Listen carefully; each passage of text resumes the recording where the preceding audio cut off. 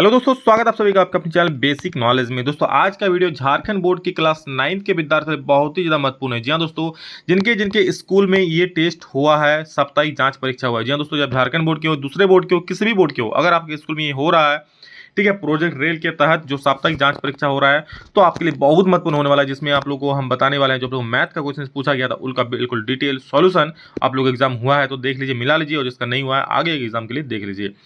दोस्तों ये आप लोग का एग्जाम का जो है अगस्त और सितंबर बिल्कुल इसी पैटर्न पर चलेगा, और बाकी अक्टूबर नवंबर दूसरा पैटर्न पर चलेगा। पूरा एग्जाम पैटर्न मैंने आप लोगों के सामने रख दिया है, ठीक है, उसका वीडियो अलग से बना हुआ एग्जाम पैटर्न का, जाके देख लीजिएगा, ठीक है। चलिए देखते हैं क्या है। 16 प्रश्न कुल है इसमें दोस्तों, प्रत्येक प्रश्न 2.5 अंक का है, ठीक, यानी टोटल 40 नंबर का है क्लास 9 का, और 90 मिनट यानी 1.5 घंटे का समय दिया जाएगा, गया था आप लोग को। सबसे पहला सवाल, चलिए समझते हैं सवाल। देखिए रटिए नहीं, समझ जाइए, ताकि एग्जाम में अगली बार ऐसा सवाल आए तो बिल्कुल फोड़ के रख दो, ठीक है। पहला सवाल है, प्रत्येक परिमेय संख्या 1। प्रत्येक परिमेय संख्या क्या होती है? प्राकृत संख्या होती है, वास्तविक संख्या होती है, पूर्ण संख्या होती है, किनमें से कोई नहीं। देखो, प्रत्येक परिमेय संख्या प्राकृत संख्या नहीं होती है। क्यों? क्योंकि 3/2 परिमेय संख्या है, बट ये प्राकृत संख्या है नहीं है, मतलब ऑप्शन ए खत्म। प्रत्येक परिमेय संख्या वास्तविक संख्या होती है। जी हाँ दोस्तों, ध्यान से सुनिएगा, जो वास्तविक संख्या होती है किससे मिलकर बनती है? जो वास्तविक संख्या होती है, दुनिया में जितनी सारी परिमेय संख्याएं हैं और अपरिमेय संख्याएं, सभी को मिला करके बनता है वास्तविक संख्या, यानी रियल नंबर्स। यानी कह सकते हैं कि वास्तविक संख्या एक ऐसा बैग है जिसमें आप लोग का परिमेय संख्या भी रह सकता है और अपरिमेय संख्या भी रह सकता है, ठीक है। तो क्या प्रत्येक परिमेय संख्या जो होगा वो वास्तविक संख्या होगी ही होगी? सुन लिए ना, प्रत्येक वास्तविक संख्या परिमेय संख्या नहीं होगा, क्योंकि वास्तविक संख्या परिमेय भी हो सकता है और अपरिमेय भी हो सकता है, लेकिन प्रत्येक अगर परिमेय संख्या बात करें तो वास्तविक संख्या जरूर होगी, ठीक है। प्रत्येक परिमेय और प्रत्येक अपरिमेय सभी वास्तविक संख्या होती है। ऑप्शन नंबर बिल्कुल सही हो जाएगा। हमारा दूसरा सवाल है दोस्तों कि सरल रेखा पर का प्रत्येक बिंदु, तो याद रखिए, सरल रेखा पर का प्रत्येक बिंदु जो होता है ना, वो एक अद्वितीय वास्तविक संख्या को सूचित करता है, ठीक है। चलिए अगला प्रश्न देख लेते हैं हम लोग। अगला प्रश्न, निम्नलिखित में कौन सी संख्या अपरिमेय है? ध्यान से देखिएगा दोस्तों, मुझे क्वेश्चन में थोड़ा सा फॉल्ट लग रहा है। देखिए ये तो बिल्कुल 100% अपरिमेय ही है। इस क्वेश्चन को सॉल्व कीजिएगा दोस्तों, ठीक है। तो क्या होगा, देखिए यहाँ पर माइनस और -√29, ये प्लस हो जाएगा। यहाँ पर अगर प्लस का साइन देता तो होता, कट जाता तो 3 बचता, ठीक है। तो ये अपरिमेय संख्या की बात करें तो ऑप्शन ए आपका सबसे ज्यादा सटीक है। ये कोई ऑप्शन में मुझे थोड़ा फॉल्ट लग रहा है, और ये तो अपरिमेय संख्या है ही, ये भी अपरिमेय संख्या है ही, सॉरी अपरिमेय संख्या बोल रही, ये परिमेय संख्या, ये परिमेय संख्या है, ठीक। कि √5 का स्क्वायर 5 होता है, और इसको करना, देखो यहाँ पर क्या दिया है, 5√2 है ना, तो 5√2 को 5√2 लिख सकते हो, √8 को लिख सकते हैं 2√2, तो √2 कटिंग 5/2 बचेगा, जो कि परिमेय संख्या हो जाएगा। तो अपरिमेय संख्या आपका जो सही उत्तर ये हो जाएगा। ये क्वेश्चन में हमको फॉल्ट लग रहा है ऑप्शन में, ऑप्शन नंबर बी। 3 और 4 के बीच एक परिमेय संख्या निम्न में से क्या होगा? 3 और 4 के बीच, तो देखो सबको भागा देके देखना आपको कितना आएगा। जब 3/4 करोगे ना तो ये आएगा 0.75। क्या आएगा? 0.75। इसको करोगे तो आएगा 1.5, इसको भाग दोगे तो आएगा 3.5, और इसको भाग दोगे तो आएगा तो 1.11 समथिंग आएगा, ठीक है। 3 1 3 और एक बचेगा 1.33 समथिंग आएगा, ठीक है। यानी दोस्तों जो हो रहा है ना, 3 और 4 के बीच में कौन दिख रहा है? ये दिख रहा है? बिल्कुल नहीं, ये तो 1 से भी छोटा है। ये 1 और 2 के बीच में दिख रहा है। जो 3 और 4 के बीच में दिख रहा है 3.5, क्योंकि 3 के बाद ही आएगा ना 3.1, 3.2, 3.3, 3.4, 3.5, 6, 7, 8, 3.9, उसके बाद 4 आएगा, तो उसी दौरान आ रहा है 3.5 उसके बीच में।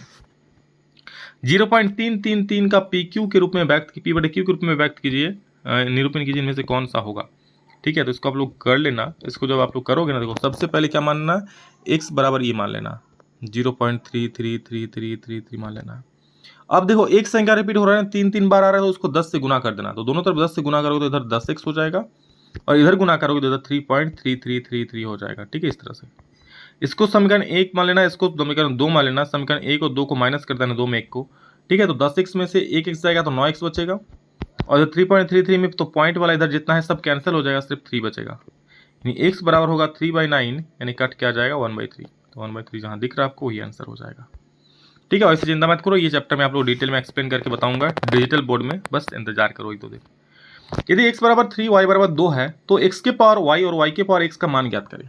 तो देखो x के पावर y यानी x है 3, और 3 के पावर में y है, y बराबर 2, प्लस y के पावर में x, तो y कितना है 2, और उसके पावर में x, x मतलब 3, बस सॉल्व करो, 3 का स्क्वायर हो जाएगा 3 त्रिका 9 और 2 का क्यूब मतलब 3 बार गुना करो, 2 गुना 2 गुना 2, 2 दूनी 4, 4 दूनी 8, 8 और 9 हो गया 17, आंसर हो गया 17, ऑप्शन नंबर सी। बहुत आसान आसान सवाल आएगा दोस्तों, ठीक है, बस आप लोग पढ़ते जाओ, आप लोग मॉडल पर करवा देंगे, सब कुछ करवा देंगे, जितना मत करो, बस चैनल को सब्सक्राइब करके रख लो। और जितने सर आपके 9th के दोस्त हैं ना दोस्त, 9th का जो भी दोस्त है उनको शेयर जरूर कर देना, समझ रहे हो, ताकि हर एक कोई इस वीडियो को देख पाए। अगला प्रश्न है 11 के पावर में 1/2 और 11 के पावर में 1/4, ठीक है। तो जब भी इस प्रकार का रहेगा ना कि नीचे में सेम रहेगा, सॉरी नीचे सेम रहेगा, पावर में अलग अलग रहेगा, और जब बटा में रहेगा ना तो ये माइनस हो जाता है। एक फॉर्मूला होता है, याद रखना, a की पावर में m बटा a की पावर में n, इसको हम लिखते हैं a की पावर में m माइनस n, बटा में है तो माइनस, और अगर गुना में रहता है तो प्लस हो जाता है। तो क्या होगा 11 के पावर में 1/2 माइनस 1/4, ये हो जाएगा 11 के पावर में 2 4 कैल्सियम 4 हो जाएगा, 2 दूनी 4 2 बार में, तो 2 एकम 2 माइनस 4 एकम 4 एक बार में, 2 एकम 1, यानी हो जाएगा 11 के पावर में 1/4। 11 के पावर में 1/4 आ रहा है, इसको जब नीचे लाओगे ना, क्योंकि बटा में है, तो 1/11 के पावर में माइनस 1/4 हो जाएगा, क्योंकि जब नीचे आता है तो साइन माइनस में हो जाता है, ठीक है। तो ऑप्शन नंबर हो जाएगा सी, बिल्कुल सही जवाब हो जाएगा।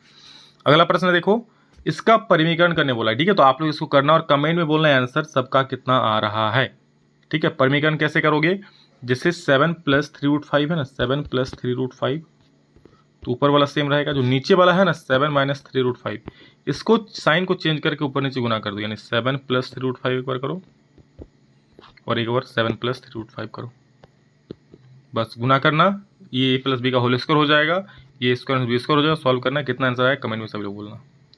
अगला प्रश्न है, निम्न में से कौन 100 घात का एक पदी है। एक पद है और घात में कितना 100, ये तो घात में नहीं है, ये भी घात में नहीं है, ये घात में 100 है और एक पदी भी है, ठीक है, एक ही तो पद है, ये घात में 100 है, लेकिन कितना पद है, एक पद और 2 पद है, तो 2 पद हो गया, ठीक है। तो ये 100 घात का एक पदी है, कहीं प्लस माइनस बीच में नहीं है, अगर प्लस माइनस कुछ होता तो वो 2 पदी हो जाता, तो ये 100 घात का एक पदी है। 3x की पावर 4 - 4x³ - 3x - 1 को x - 1 से भाग देने पर शेषफल निम्न में से कौन होगा। तो आपको भाग नहीं देना है, क्या करना है, सिंपल दिमाग लगाना है, इतना से भाग बोल रहा है ना, तो इसको कर दो 0, यानी x का वैल्यू कितना हो जाएगा 1, बस अब x का वैल्यू 1 यहाँ पर पुट कर दो, जो आएगा वही आपका शेषफल हो जाएगा, समझ रहे हो, ऐसा ही करना है ऐसा क्वेश्चन को। तो x का वैल्यू 1 यानी 3x के पावर में 4, तो 1 का पावर में 4 हो गया, -4 × x के पावर में 3 है ना, तो 1 की पावर में 3, क्योंकि x का पे हम 1 मान रहे हैं ना, x का पे 1 निकाल लिए हम, -3x, तो 3 × 1 हो जाएगा और माइनस का 1, इसको सॉल्व करो, 1 का पावर में 4 तो 1 ही हो जाएगा, 3 एकम 3 हो जाएगा, -1 का पावर में 3 करो तो 1 ही होगा, 4 एकम 4 हो जाएगा, -3 एकम 3 और माइनस का 1, ये 3 में 4 गया तो -1 हो जाएगा, -3 और -1 हो जाएगा -4, यानी जो फाइनल आंसर होगा 1 -5 हो जाएगा, -5 बोले तो ऑप्शन नंबर बी बिल्कुल सही है। के किस मान के लिए x - 1 इसका गुणनखंड होगा। तो दोस्तों जब भी बोल दिया कि गुणनखंड होगा तो px का मान 0 हो जाएगा, px कौन वाला, ये वाला है, तो अगर x - 1 इसका गुणनखंड है, बोल ही दिया है गुणनखंड होगा, तो इसका वैल्यू क्या हो जाएगा 0, तो कौन गुणनखंड है x - 1, तो बराबर 0 कर दो उसको, x बराबर क्या हो गया 1, हमारे को हमको x का वैल्यू मिल गया 1, अब इस x का वैल्यू इसमें बैठा दो और 0 पुट कर दो, मतलब कैसे सर, चूंकि बोल रहा है गुणनखंड होगा, यानी कि क्या होगा 4x का क्यूब - 3x का स्क्वायर, ठीक है, ऐसा कर दो, सबको पहले बैठा ही दो वैल्यू, 4x का मान 1 आ गया तो 1 का क्यूब कर दो, प्लस 3x का स्क्वायर यानी 1 का स्क्वायर, -4 × x का पे 1 और प्लस का k, और बराबर कितना हो जाएगा 0, ठीक है। तो इसको जो आप लोग करोगे ना सॉल्व, तो आपका आंसर है, जैसे 4 × 1 का क्यूब 1 हो जाएगा, 4 एकम 4 हो जाएगा, प्लस 3 एकम 3 हो जाएगा, -4 एकम 4 हो जाएगा, प्लस का k बराबर 0, ये -4 + 4 खत्म, k का वैल्यू आ जाएगा -3, ठीक है, k का वैल्यू क्या आ जाएगा -3 आ जाए आपका आंसर। ओके, चलिए अगला प्रश्न देखते हैं, तो -3 ऑप्शन नंबर बी बिल्कुल सही उत्तर हो जाएगा। x - 3 और x + 5 का गुणनफल होगा, इसका गुणनफल क्या होगा, तो गुना करना, x को एक बार x + 1 से गुना कर देना, बिल्कुल सिंपल सवाल है, फिर -3 है ना, तो -3 को लिखना, देखो एक बार x का गुना दोनों से, फिर एक बार -3 का गुना दोनों से, तो -3 लिखो और x + 5 लिख दो, बस हो गया, गुना कर दो, x × x x² हो जाएगा, प्लस x × 5 5x हो जाएगा, -3 × x 3x हो जाएगा, और माइनस प्लस से माइनस और 3 × 5 = 15 हो जाएगा, यानी बोले हम तो x² हो जाएगा, 5 में 3 जाएगा तो प्लस में 2x हो जाएगा और -15, यानी x² + 2x - 15, x² - 2x + 15, option number B आपको दिख रहा है, तो बिल्कुल यही आपका 100% सटीक परम सत्य उत्तर हो जाएगा। समझ गए? X square minus 2x plus 15। अगला सवाल देखिए क्या है आप लोगों का। 1 मिनट, सही तो ना, x को गुना कर दिया x प्लस 5 से और माइनस 3 को कर दिए x प्लस 5 से, कहीं गलती नहीं हो गया। x का स्क्वायर प्लस 5x और इधर माइनस 3x और माइनस प्लस से माइनस 15 हो रहा है ना। अरे भाई, तो एक्स स्क्वायर प्लस 2x होगा, ठीक है, और minus 15 x square plus 2x minus 15, x square plus 2x minus 15, option number c सही हो जाएगा। ठीक है, चलो बहुत बढ़िया। आगे देखो, बहुपद इसका एक गुणनखंड इनमें से कौन होगा। इसको गुणनखंड तोड़ना है, तो जैसा उसको लिखा, ये देखो क्वेश्चन दिया हुआ है, इसको हम लिख सकते हैं 6x स्क्वायर। अच्छा, कैसे तोड़ते हैं? सबसे पहले फर्स्ट को लास्ट से गुना करते हैं, यानी 6 को 5 से गुना करें तो 30 हो जाएगा। अब 30 को तोड़ना होता है, ऐसे तोड़ेंगे कि जोड़ने पर क्या आ जाए, 17 आ जाए। इसको लिखेंगे 15x अब प्लस 2x हो जाए, 15 और 2 17। अब 15 दूनी कितना हो जाए, 30 हो जाएगा, और प्लस का 5। ठीक है, तो 6 और 15 किसका पाड़ा में आता है, 3 का पाड़ा में आता है, तो 3x हो जाएगा। और कितना बार में आएगा, 6, तो 2 बार में, 3 दूनी 6 और यहाँ पर x प्लस 15 5 बार में आएगा, और प्लस कुछ नहीं को मतलब 1 ले लो, 2x प्लस 5। गुणनखंड आता होगा, मैं पहले भी कहा, अगर नहीं आता तो कमेंट बोलिएगा, मैं आपको बता दूंगा। ये 9 और 10 दोनों की जरूरी है। तो एक बार हो जाएगा 3x प्लस 1 और एक बार हो जाएगा 2x प्लस 5। ठीक है, 3x प्लस 1 और 2x प्लस 5 का एक गुणनखंड में से कौन होगा, तो एक क्या होगा, 3x प्लस 5 होगा। 3x प्लस 5 कहीं दिख रहा है, 3x प्लस 1 कहीं दिख रहा है, देखो 3x प्लस 1 आया, देख रहा ऑप्शन नंबर ए। ठीक है, और एक होगा 2x प्लस 5, तो 2x प्लस 5 तो कहीं है नहीं, तो 3x प्लस 1 एक गुणनखंड हो जाएगा। अगला प्रश्न है, px equal to gx into qx plus rx, जहाँ gx भाजक gx नॉट इक्वल टू 0, तो निम्न में से कौन सही है। तो याद रखना, जो रिमाइंडर rx होता है, ठीक है, वो 0 भी हो सकता है, या 0 rx 0 हमेशा नहीं होगा। रिमाइंडर क्या लास्ट में से इसको हमेशा 0 होता है क्या, नहीं, 0 हो सकता है, या फिर क्या होगा, वो rx से जो rx होगा gx से कम हो सकता है। ठीक है, तो rx इज इक्वल टू 0 या rx is less than gx। समझ गए, gx का घात।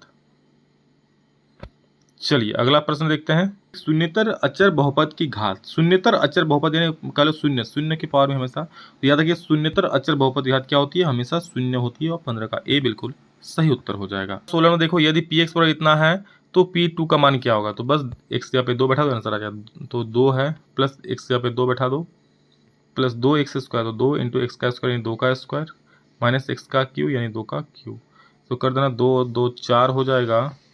ठीक है, प्लस 2 का स्क्वायर 4, 4 दूनी 8 और माइनस 2 का क्यू 8, 8 8 कैंसिल, 4 आपका आंसर हो जाएगा, यानी 4 बोले तो ऑप्शन नंबर बी। तो ये था दोस्तों आप लोगों का कुल 16 प्रश्न है। ठीक है, सभी को शेयर कर दीजिएगा। ठीक है, कुछ भी डाउट हो तो कमेंट बोलिएगा, मैं उसको सुधार दूंगा। ठीक है, और नेक्स्ट टेस्ट का भी आप लोगों को क्वेश्चन अपलोड कर देंगे, और जो एक्सपेक्टेड वो भी हम बता देंगे। चैनल को सब्सक्राइब करके रख लीजिए ताकि हर एक वीडियो आप लोग देख पाओ। सभी दोस्तों को जरूर शेयर कर देना, अभी का अभी करता हूँ। ठीक है, सभी को चलो, love you all, thank you all of you. अभी नेक्स्ट में जल्द मिलेंगे, तब तक जय हिंद, वंदे मातरम।